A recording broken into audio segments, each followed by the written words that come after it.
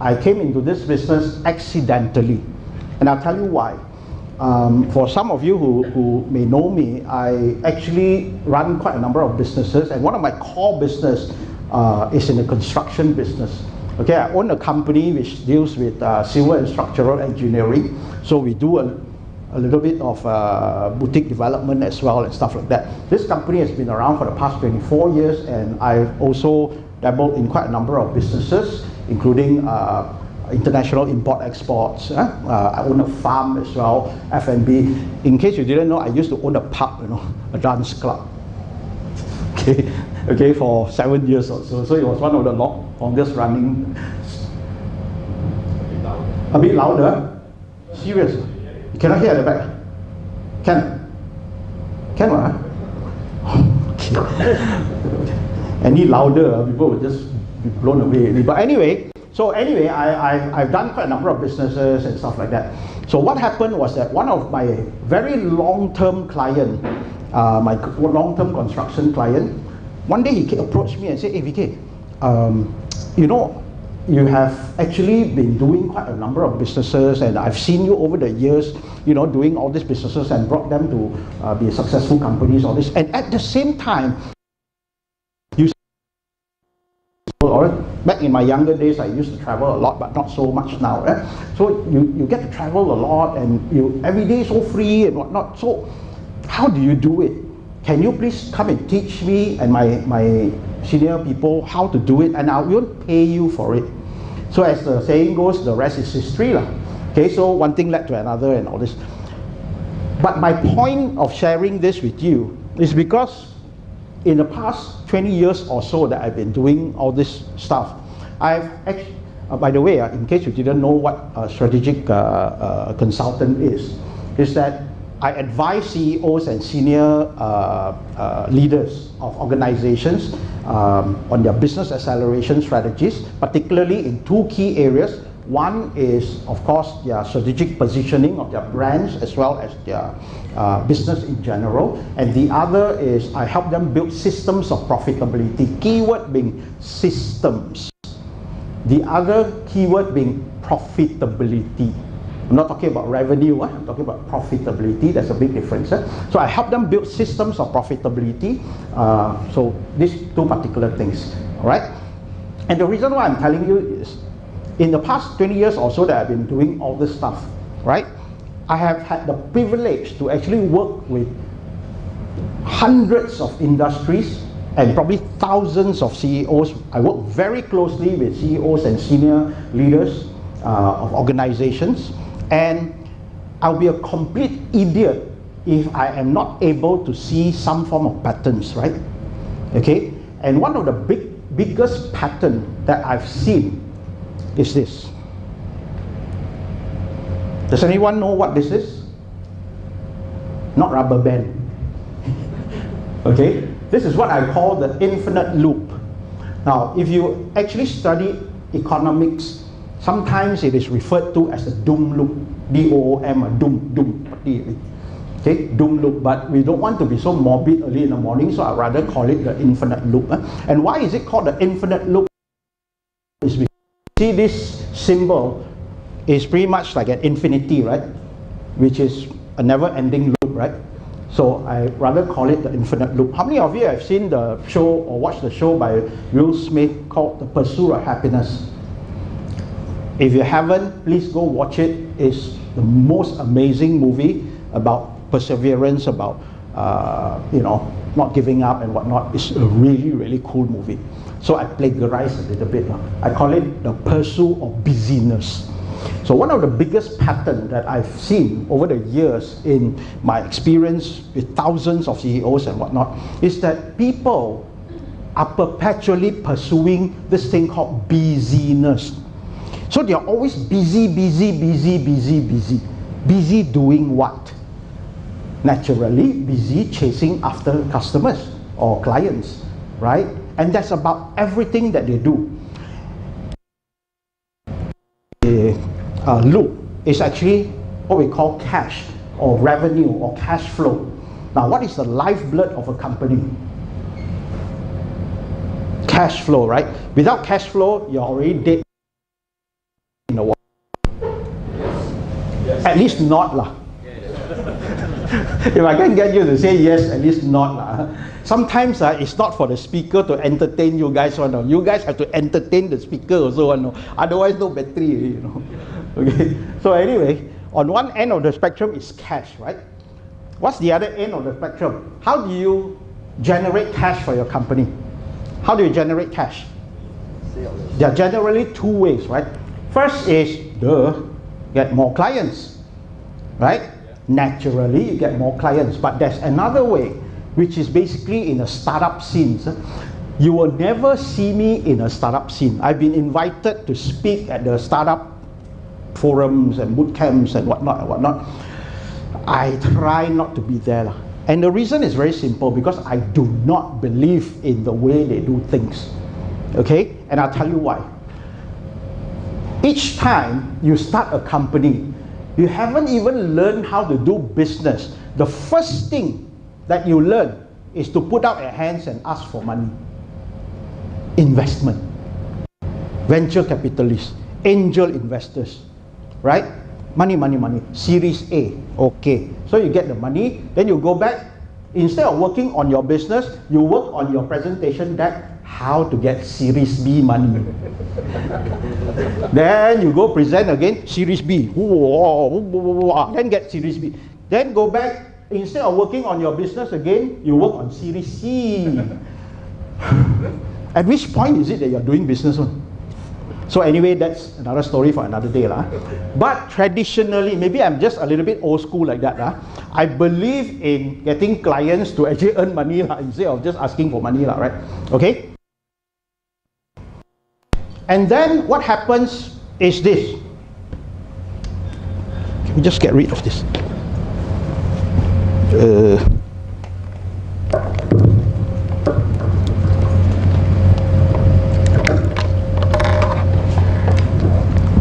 So you have cash, you have clients, right?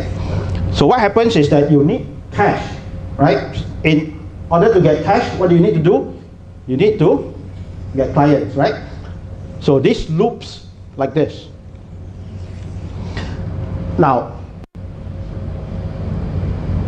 what happens when the client buys small? I mean, you have small paying customers, small customers. What happens? The more clients you have, whether it's big or small, the more clients you have, the bigger your infrastructure to support, right? Now you need more staff. Now you need more support team. Now you need more this, more that, more this, more that, right? So if you have small paying clients, will that affect your cash flow? Because now you need more expenses. Okay, so what happens is, again, you need to get more clients in order to cover your expenses. Okay, so what happens if this client is delinquent, meaning they didn't pay you, they default on your payment, or they delay your payments? What happens? Will that affect your cash flow? Absolutely, right? So what do you need to do? You obviously need to get more paying clients. And then, do you know that all clients have a shelf life? They don't buy from you forever, right? So what happens if they are nearing the expiry date, or when they expire? What do you need? Will that affect your cash flow? Yep. Obviously. So what do you need to do? You need to go and look for new clients. So what happens is this. You perpetually and infinitely loop. Now, do other things. Look at the screen. Got ghosts.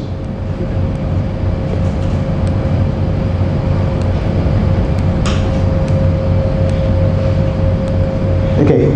What happens to your innovations? What happens to your evolution, your transformation, your discoveries, your opportunities, your disruptions, your blue oceans, and your scalability and stuff like that? Where do you think it lives? Does it live inside the loop or outside the loop? Outside. Obviously, right? But where got time for you to go outside? Because you're way too busy chasing after customers, what? Make sense or not? Once in a while, one of those things may actually just overlap inside lah, but how often is that going to be? So if you understand this, you will understand that most people, in my experience, after 20 odd years and dealing with all this, I think I've earned some authority to say this. Okay? Again, as I've said, I'll be a complete idiot if I cannot see some form of patterns. And this is one of the most prevalent patterns that I actually see, that everybody is in this perpetual loop, whereas all the breakthroughs in their business or their sales lies within beyond the loop. So in order for you to break through, what must you do? What must you do? Guys, think a little bit. What must you do? Break the loop. Hi. Isn't it obvious? You have to break the loop. But how do you break the loop? Here's the question. What I found is the reason why most people are still in the loop right up to today is because of two things.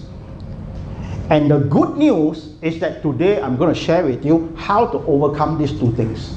And the first thing is that they do not know how to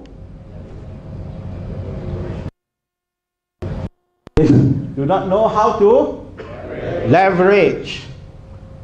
Okay? Now, does anybody not know this word? Everybody knows this word, right? But do you know how to use it? Knowing the word is very different from knowing what to do with it, you know. A lot of us know a lot of things, but do you know how to execute it? Do you know how to do it or whatever? All right? So I'm going to talk about leverage. I'm also going to.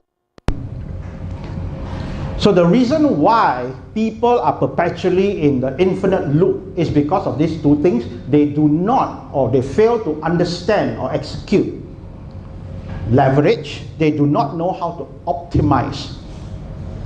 All right? And I'm going to introduce to you a word for today. It is called a force multiplier. Do you know what a force multiplier is? A force multiplier, by definition, is actually a military term.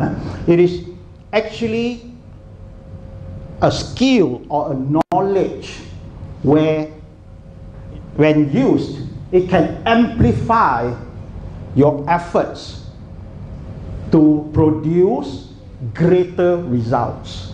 Do you get that? Okay, think about this. If you have actually studied or went for a few months in Shaolin Temple to learn their Kung Fu, right? You probably may be able to hammer a nail into a block of wood with your bare hands, right? You may, because that's what they teach, I suppose, okay? To hammer nails into a block of wood using your bare hands. And if you decide to pry it out, you may also be able to use your fingers to actually pry out the nails, right? But wouldn't it be so much easier if you use a hammer? Right? Why? Because a hammer is a force multiplier.